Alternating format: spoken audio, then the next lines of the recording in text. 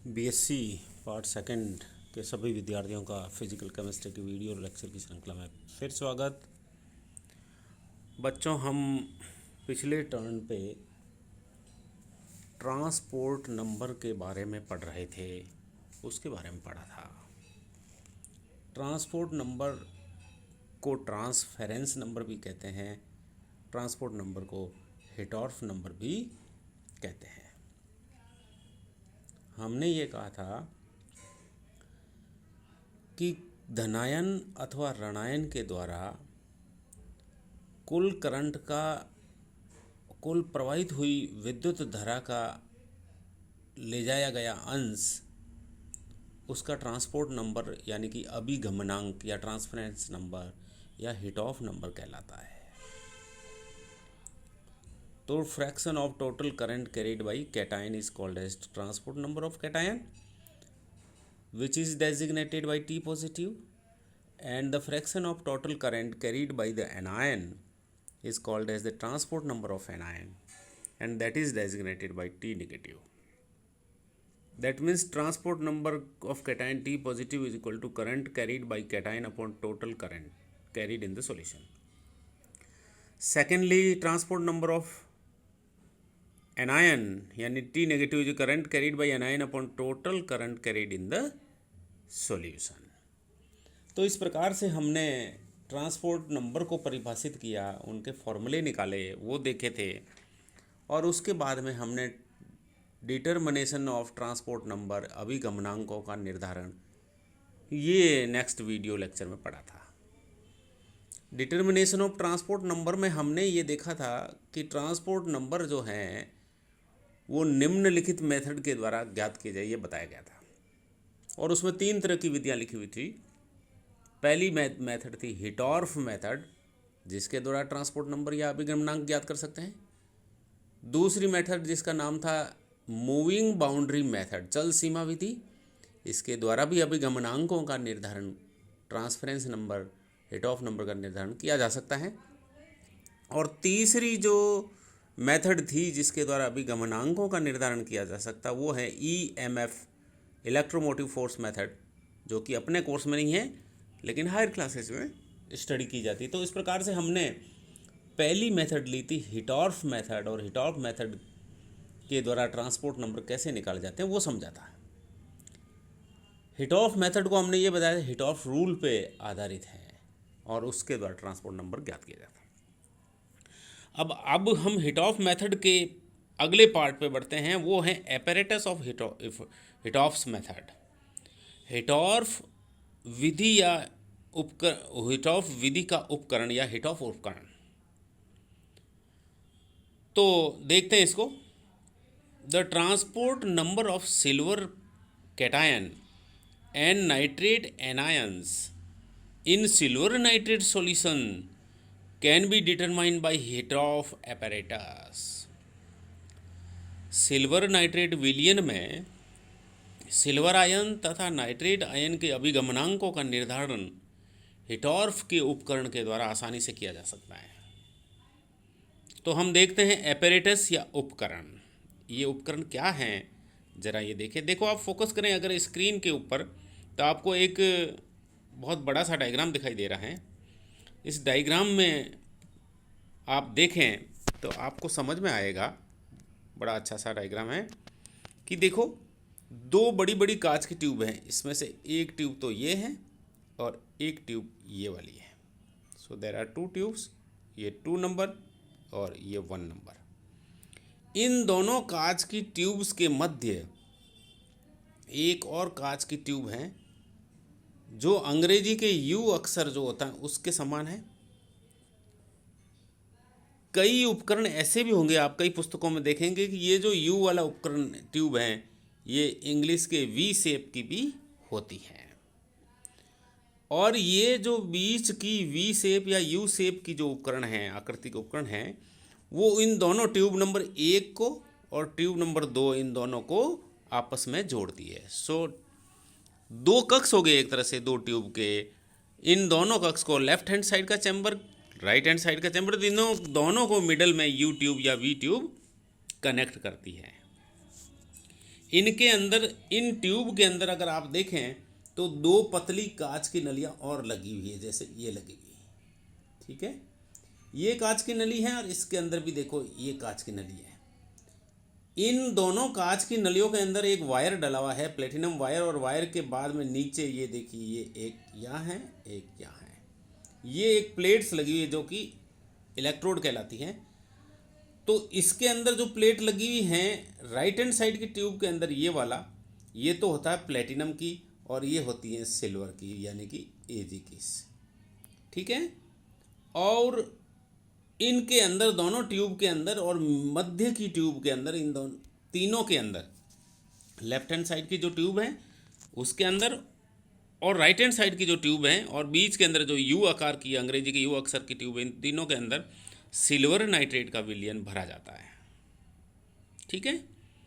अब हम वापस फोकस करते हैं। चूंकि राइट हैंड साइड की ट्यूब के अंदर प्लेटिनम की प्लेट लगी हुई है, इसलिए प्लेटिनम कैथोड हो गया, और लेफ्ट हैंड साइड में सिल्वर लगा हुआ है, तो ये है हमारा एनोड या एनोड लिम्ब भी कह सकते हैं इसको, उसको कैथोड लिम्ब कह सकते हैं, ठीक है। अब इसको परिपथ में जोड़ते हैं, जिसमें एनोड कक्ष को हम वेरिएबल रेजिस्टेंस के द्वारा जोड़ करके फिर एमीटर से जोड़ते हैं, और जिससे कि हम धारा, प्रवाहित धारा का मापन कर सकते हैं।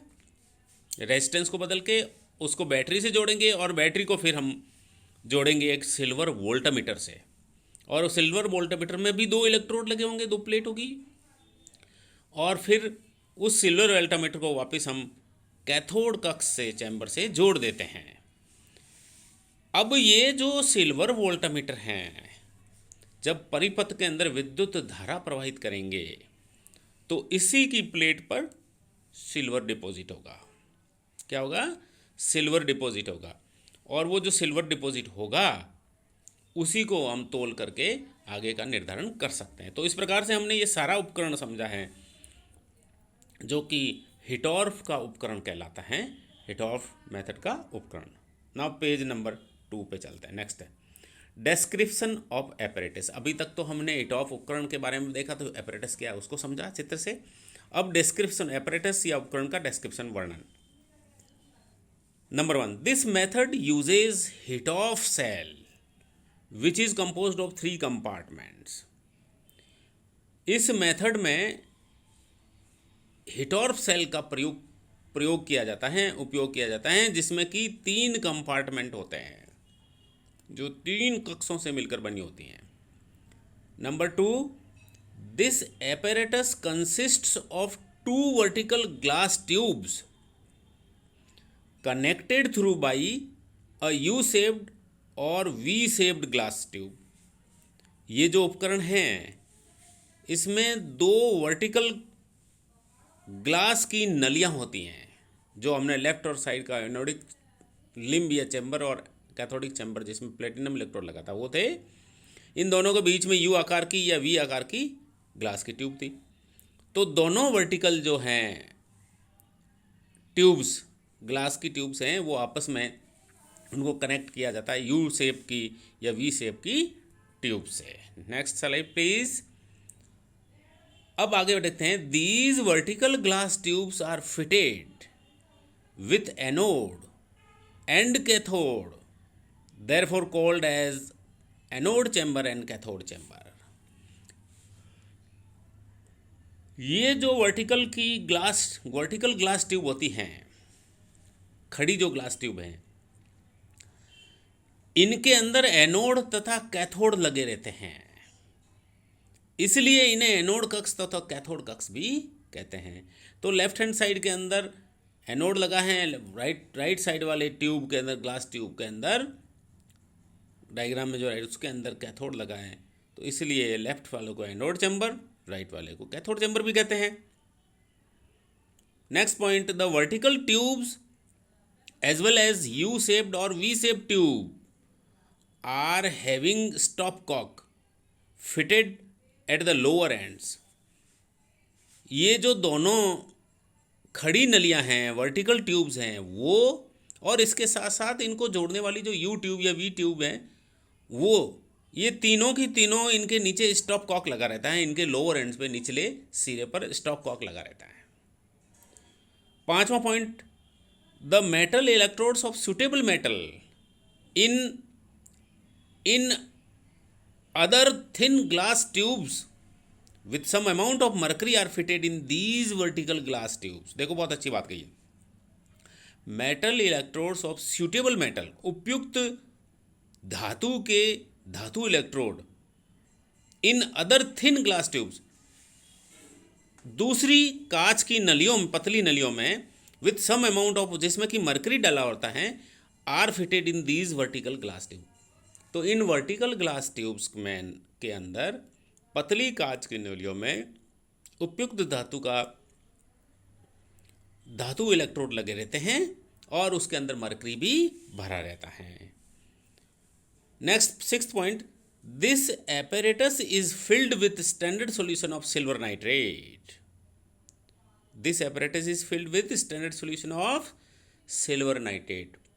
इस उपकरण में, जिसके अंदर की लेफ्ट हैंड साइड का चैम्बर है, राइट हैंड साइड का चैम्बर है और बीच की इन दोनों को कनेक्ट करने वाली यू या वी शेप्ड नली है, ट्यूब है, इनके अंदर सिल्वर नाइट्रेट का विलयन भरा रहता है।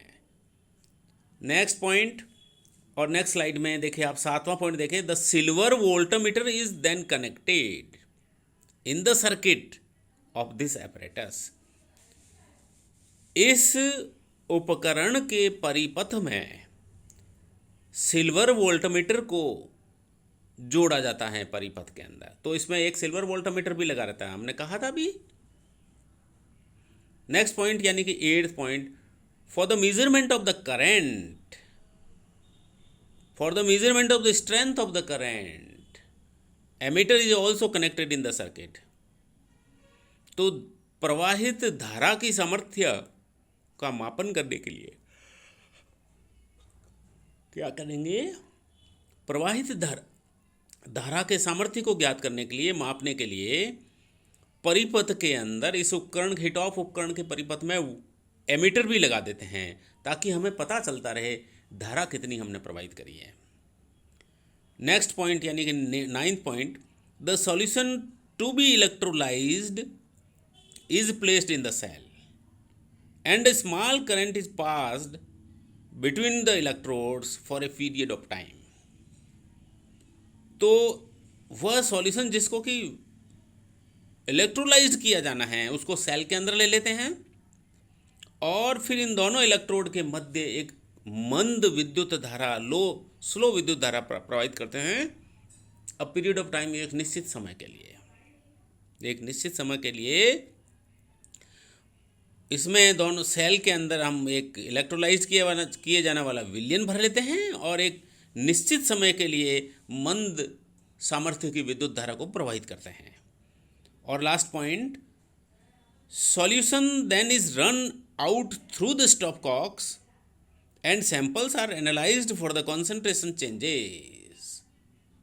Solution then is run out through the stopcocks and samples are analysed for the concentration changes. हमने कहा कि जो कांच की 2 नलियाँ ली, लेफ्ट और राइट की, जिसको कि एनोडिक चैम्बर और कैथोडिक चैम्बर कहते हैं, और उन दोनों को बीच में एक यू या वी आकार की नली से जोड़ा गया है, उन तीनों के नीचे के सिरे पर स्टॉपकॉक लगा रहता है।